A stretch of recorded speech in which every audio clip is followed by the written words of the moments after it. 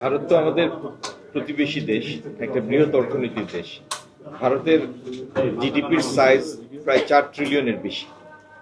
তো তাদের সাথে আমাদের দ্বিপক্ষীয় বাণিজ্য পরিমাণও অনেক বেশি। ভারত ভারতে আমাদের ভারত থেকে আমাদের আমদানি হয় প্রায় 9.5 বিলিয়ন মতো। 1.5 বিলিয়নের মতো আমরা তাদের দেশে রপ্তানি করি। প্রায় 11 বিলিয়নের দ্বিপক্ষীয় বাণিজ্য ভারত এবং বাংলাদেশের মধ্যে। তো সেই প্রেক্ষাপটে ভারতের সাথে বাণিজ্য সম্পর্ক অত্যন্ত গুরুত্বপূর্ণ।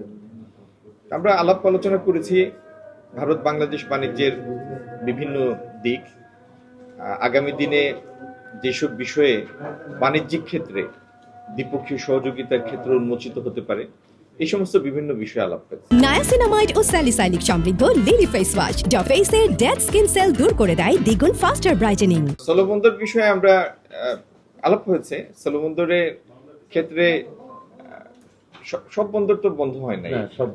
বেনাপোল বন্দর এখনো খোলা আছে, বেনাপোল পেট্রাপোল বন্দর খোলা আছে, আর বাদবাকি বন্দরগুলি এবং বাণিজ্যিক সম্পর্ক যাতে ক্রমাগত দৃঢ় করা যায়, উত্তরোত্তর বৃদ্ধি করা যায়, এই সমস্ত বিষয়ে সাধারণ আলাপ হয়েছে। গত 1.5 বছরে কতগুলি পদক্ষেপ নেওয়া হয়েছে, সেগুলি আসলে পারস্পরিকভাবে দুই দিক থেকেই নেওয়া হয়েছে। তো এতে বাণিজ্যিক সম্পর্কের ক্ষেত্রে কিছু প্রতিবন্ধকতা তৈরি হয়েছে, এটা কি সত্য। যেমন বর্ডার হাট ছিল, বর্ডার হাট বন্ধ আছে। তারপরে আপনার যে সীমান্ত বাণিজ্যের জন্য যে আপনার ল্যান্ড বর্ডারগুলি, সেগুলির বেশিরভাগই বন্ধ আছে। তো এটি তো একটা পর্যায়ে কোনো একটা ঘটনার বা বিভিন্ন ঘটনার পরিপ্রেক্ষিতে দুই দিক থেকেই হয়েছে। আগামী দিনে বাণিজ্যিক সম্পর্কের প্রসারের রাস্তা উন্মুক্ত হলে সেগুলিরও সমাধান হবে ইনশাআল্লাহ।